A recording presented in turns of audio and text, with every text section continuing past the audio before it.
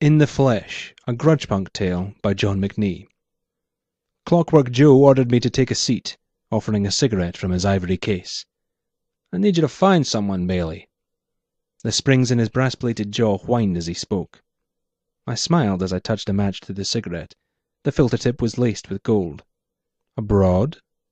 Clockwork's amber and gelatin eyes flickered to Pug, the lurker in the corner, then back to me. "Yeah, as it happens. She disappeared a couple of days ago. Ran off." "Sure she wasn't taken?" He nodded grimly. "I'm sure." The way he said this implied she'd tried it before. "Why'd she split?" Pug cleared his throat behind me. It sounded like sewage churning up through a drain. "You don't need to know that," he rasped. Sounded in a bad way. I could hear him dripping on the rug. "Does he have to be here?" I asked Clockwork. "Yeah," he answered. I shrugged and shifted uncomfortably in my seat. The armchair was new, like everything else in Joe's office, and needed breaking in. What with the gold-laced cigarettes, fancy suit, and new furnishings, I was beginning to form the impression that Clockwork Joe was pretty flush with cash. Hard to believe I knew him back when he was picking the pockets of bloated corpses on the banks of Fester's River. Nowadays, he was more likely the one doing the dumping. I made a mental note not to go pissing him off. "She have a name?" I asked.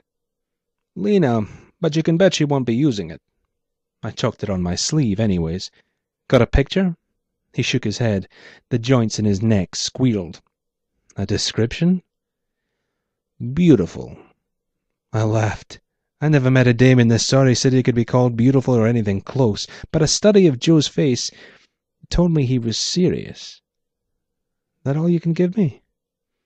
"Green eyes, red lips. You'll know her if you see her. Trust me, she's one of a kind." I shook my head. "That don't help. A name I can't use and a face I can't picture. I can't go to my people with that. You at least have some lead on where she might have gone?" "She never spoke of any family." "Then I can't help you. I need more." Joe thought for a moment, then looked over my shoulder to the corner and nodded. Pug marched up behind me and held out a steel jar.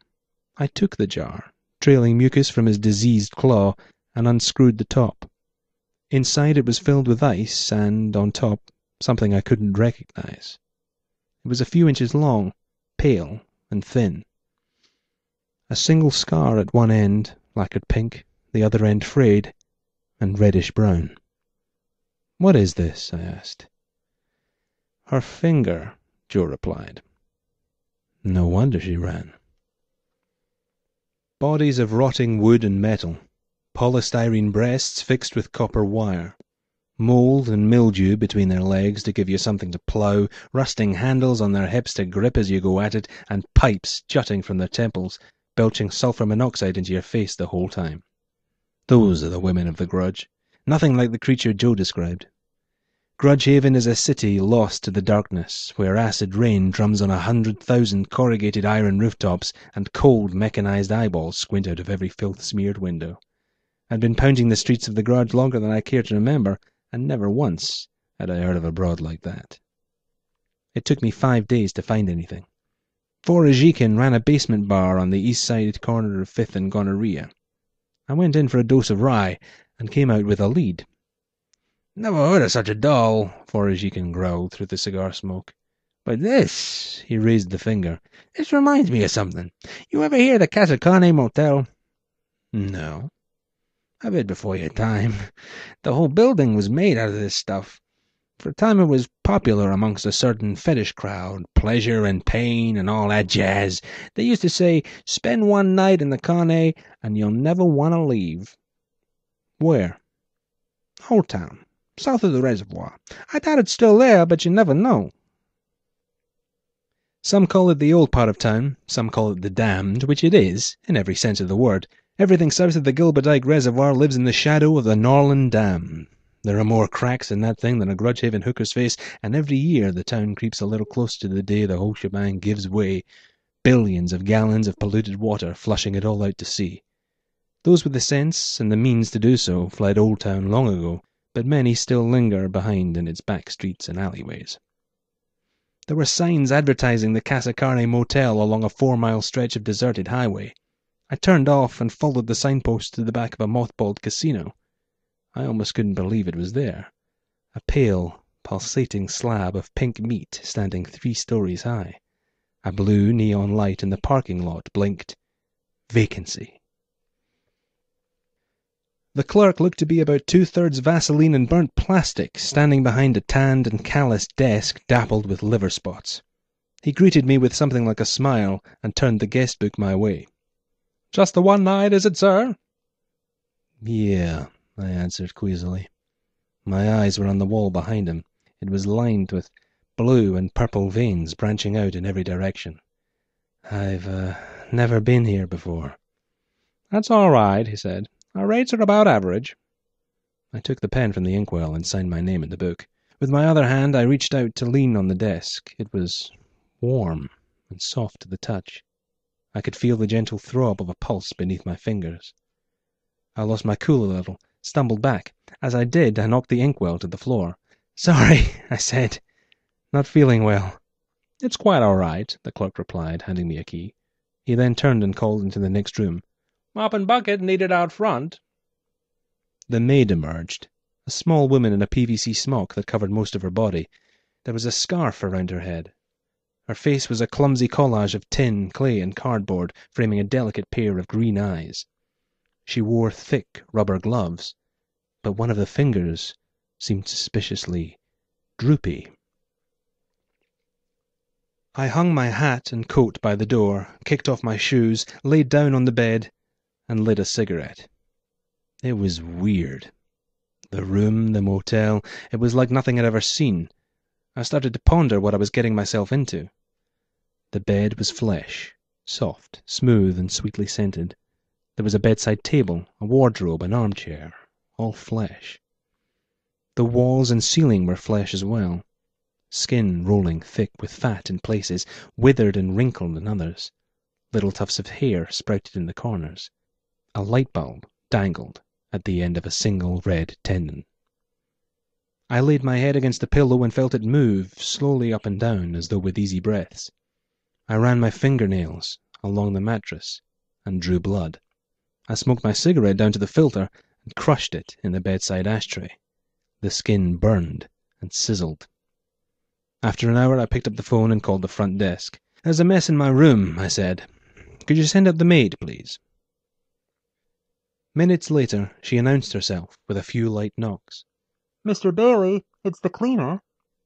I threw open the door, pulled her inside, and slammed it shut behind her. She was startled, but didn't scream or put up a fight. I shoved her up against the wall, closed my hand over her face, and ripped it clean off. The flimsy mask buckled and shattered in my fist. I found myself transfixed by her green eyes and the glistening red lips, taking in everything around and in between them, her true face of perfect pink skin. I felt my own spit and sawdust heart clank a little faster at the sight of her. It was love. "Clockwork sent you," she said. "You catch on fast," I replied, still drinking her in through my eyes. The dame stuck out her chin, narrowed her eyes, and started a speech that had an air of rehearsal about it. "He'll kill me. Did he make that clear? Take me back to him and I'm as good as dead." "I doubt even Joe would do something that crazy," I lied. My granite knuckles traced the line of her neck. I tugged at the scarf and unleashed an abundance of silken brunette curls. They smelled of lemon. "He doesn't own me. You've no right." "I'm getting paid," I growled, breathing in the scent of her, "to do a job."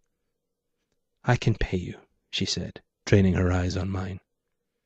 "You don't look like you could afford my services," I scoffed. She cocked her head, lowered her voice. "I can offer you something else. Something I think you'd rather enjoy." She was right about that. My hands were twitching, all too eager to tear the rest of the clothing from her body. I leaned in a little closer, our faces almost touching. "I bet a go-round with you would feel like planting a kiss on the moon." She smiled.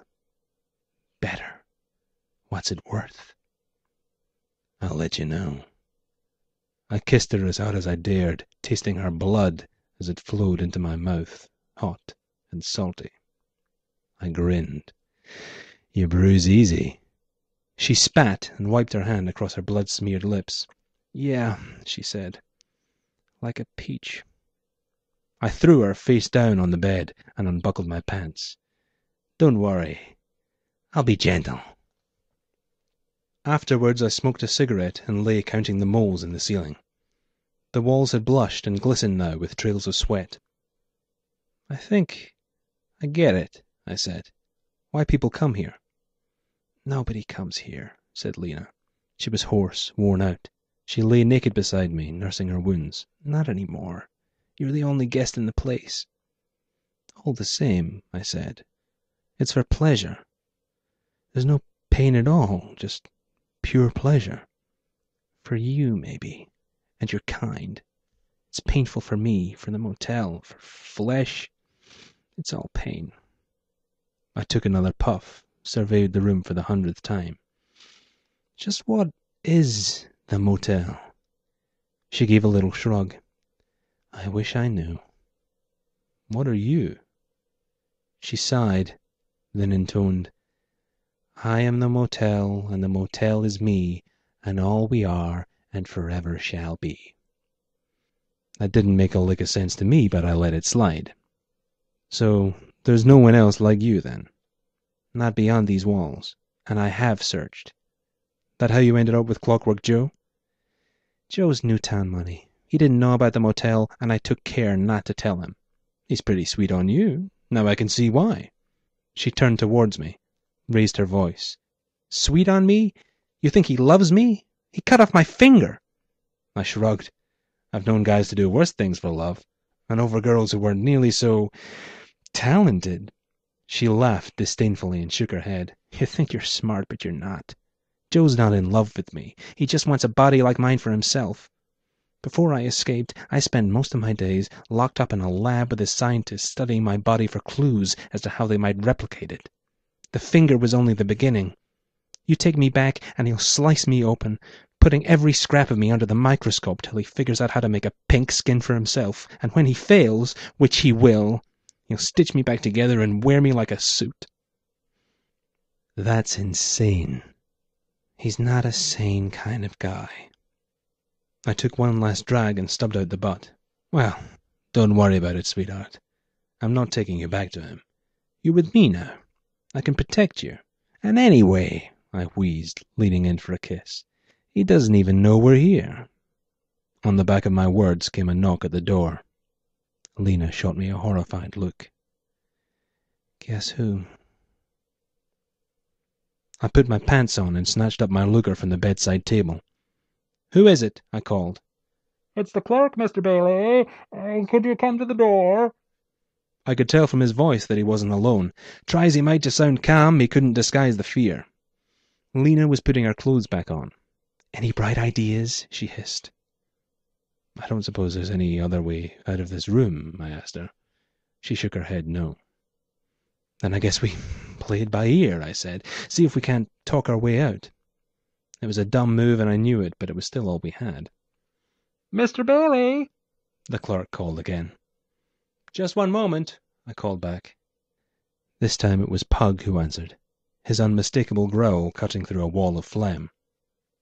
Take your time, pretty boy. I winced, muttered a half-hearted prayer, and opened the door. The three of them entered without invitation, the clerk first, eyes wide with panic, hands raised in front of him. Pug shuffled in close behind, pressing the point of a dagger against his back. Clockwork Joe sauntered in last, dressed in an expensive emerald green suit, riddled with holes where his joints and sharp edges had torn the fabric. There was a cold, self-satisfied smile in his metallic lips. Hell of a place, this, he was saying. Can't hardly believe it. One hell of a place. I took a few steps back, moving to the foot of the bed. Lena! The clerk cried when he saw her. Lena, are you all right? Pug scoffed in his ear. Look at her. She's just dandy. You, on the other hand. He pulled the clerk closer, raised the dagger, and plunged it into his neck. No! Lena screamed as she tried to leap across the bed. I got in her way and pushed her back against the far wall. The clerk His windpipe severed, liquid ethanol gushing from the wound, sank slowly and quietly to the floor. Pug wiped the blade on his sleeve and gave me a hungry grin that said I was most likely next. "You look surprised to see us, Bailey," said Joe, stepping over the dying man. "I wasn't, expecting you," I answered. "Clearly. I guess it escaped your attention that my boy Pug has been trailing you since you left my office. 5 days and you didn't even smell him. Some detective." His eyes locked with mine for a tense moment, then flashed to the girl in the corner. "Hello, Lena." She turned her face away.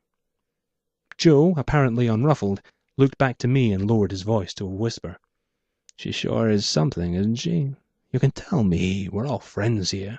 I know you had a taste. Don't try to deny it." He drew closer still, till we were only an inch apart, his breath at my ear. "Just between us boys, I think she likes it rough.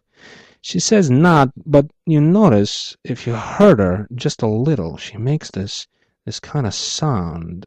It's like—" Springs snapped and cogs spun. Brass and copper plating flashed in front of my eyes in a dazzling display of precise mechanical dexterity. Before I knew what had happened, I'd lost my peace. "Whoa!" Joe cried theatrically, stepping back, holding up his arm to reveal my Luger proudly displayed in his closed copper fist. "Where did this come from? Bailey!